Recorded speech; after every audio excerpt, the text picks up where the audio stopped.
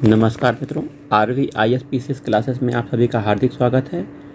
आज हम साइंस और टेक्नोलॉजी के महत्वपूर्ण शब्दावली पर चर्चा करेंगे, जिसमें प्रोबायोटिक फूड के बारे में जानेंगे, ऑर्गेनिक फूड के बारे में जानेंगे, ओजोन थेरेपी क्या होती है, ग्रीन हाउस इफेक्ट क्या होता है। चलिए शुरुआत करते हैं, प्रोबायोटिक फूड पर चर्चा करते हैं। सबसे पहले प्रोबायोटिक फूड क्या होता है। प्रोबायोटिक फूड उस खाद्य पदार्थ को कहते हैं जिसमें जिंदा बैक्टीरिया या माइक्रो ऑर्गेनिज्म मौजूद होते हैं। यह विधि रूस के वैज्ञानिक एली मैस्निकॉफ द्वारा 20वीं शताब्दी में इजाद की गई थी। बाद में उन्हें इसके लिए नोबेल पुरस्कार भी मिला था। ठीक है। प्रायः बैक्टीरिया के दो वर्ग होते हैं, एक मित्र bacteria, good bacteria, friend bacteria, दूसरा शत्रु बैक्टीरिया। विशेषज्ञों का मानना है कि मित्र बैक्टीरिया शरीर में पहुंचते ही शत्रु बैक्टीरिया का नाश करना शुरू कर देते हैं। मित्र बैक्टीरिया कुछ प्राकृतिक स्रोतों और दूध, दही और कुछ पौधों से मिलते हैं। अभी तक 3-4 ऐसे बैक्टीरिया ज्ञात हैं जिनका इस्तेमाल होता है, जिसमें लैक्टिक एसिड, बिफिडो, यीस्ट और बेसिली। इन्हें एकत्र करके प्रोबायोटिक खाद्य पदार्थों में डाला जाता है। इस तरह से शरीर में पहुंचने वाले बैक्टीरिया किसी प्रकार का नुकसान भी नहीं पहुंचाते हैं। शोधों में बीमारियों की रोकथाम में इनकी भूमिका सकारात्मक पाई गई है तथा इसका कोई साइड इफेक्ट ज्ञात नहीं है। ठीक है। वहीं प्रोबायोटिक फूड के लाभ जान लेते हैं। विशेषज्ञों का मानना है कि प्रोबायोटिक फूड डायरिया, मधुमेह, लोअर रेस्पिरेटरी इन्फेक्शन, मोटापा घटाने, इरिटेबल बाउल सिंड्रोम से बचाव में कारगर होता है। इनका नियमित सेवन बीपी, कोलेस्ट्रॉल बढ़ने से रोकता है। बीपी के रोकथाम और कोलेस्ट्रॉल के बढ़ने से रोकथाम करता है। डायरिया संक्रमण में इसका उपचार में भूमिका हमने देखी है। आइए, ओजोन थेरेपी क्या है। ओजोन थेरेपी में ओजोन तथा ऑक्सीजन का मिश्रण का प्रयोग किया जाता है। इस थेरेपी की शुरुआत 1920 में हुई थी। 1930 के दशक में अमेरिका में इसे कानूनी घोषित कर दिया गया। कैंसर के रोगियों के लिए ओजोन थेरेपी एक दर्द रहित उपचार है। ओजोन एंटीऑक्सीडेंट प्रतिरोधक क्षमता विकसित करने में सक्षम है, इसलिए यह ऑक्सीडेटिव तनाव को कम कर सकता है।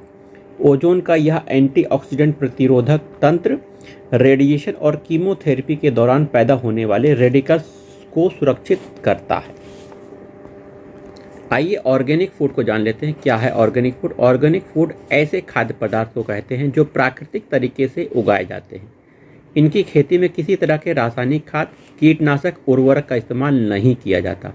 ऑर्गेनिक फूड में जेनेटिक विधियों का इस्तेमाल भी नहीं किया जाता, लेकिन कुछ जगह पर रासायनिक उर्वरकों का इस्तेमाल किया जाता है।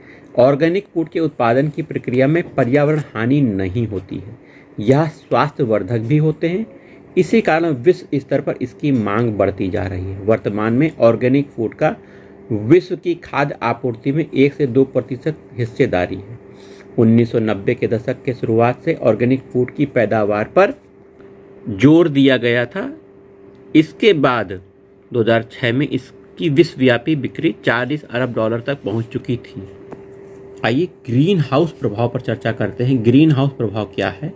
ग्रीन हाउस प्रभाव को पर्यावरण के संदर्भ में सुस्पष्ट रूप से समझने से पूर्व उस ग्रीन हाउस को समझ लेना उचित होगा जो कृषि कार्यों में प्रयुक्त होता है।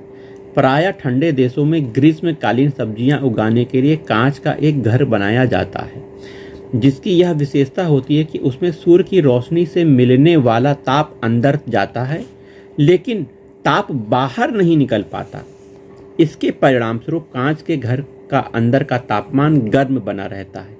इसे कृत्रिम गर्माहट की मदद से शीत ऋतु में भी वे सब्जियां उगाई जाती हैं जो प्राकृतिक रूप से ग्रीष्म ऋतु में पाई जाती हैं। अब पर्यावरण के संदर्भ में ग्रीन हाउस प्रभाव को अधिक सहजता से समझा जा सकता है। जैसा कि हम जानते हैं कि पृथ्वी पर ऊर्जा का प्रमुख स्रोत सूर्य है तथा इसके द्वारा पृथ्वी तक पहुंचने वाली विकिरण ऊर्जा सूर्य ताप कहलाती है। इस सूर्य ताप के अवरुद्ध होने से ही ग्रीन हाउस प्रभाव निर्मित होता है। वस्तुतः इसमें होता यह है कि मुख्य रूप से वायुमंडल में उपस्थित कार्बन डाइऑक्साइड और अन्य ग्रीन हाउस गैसें कांच की तरह ही व्यवहार करती हैं। वायुमंडल में इनकी मात्रा अधिक हो जाती है तो ये एक सशक्त कवच का निर्माण करती हैं। इनमें सूर्य का ताप आ तो जाता है किंतु निकल नहीं पाता। ठीक इसी प्रकार जिस प्रकार किसी कार्य में प्रयुक्त ग्रीन हाउस ताप आ तो जाता है किंतु निकल नहीं पाता, फलतः वायुमंडल गर्म होने लगता है। इस स्थिति में वायुमंडल में ग्रीन हाउस की भांति व्यवहार करने लगता है।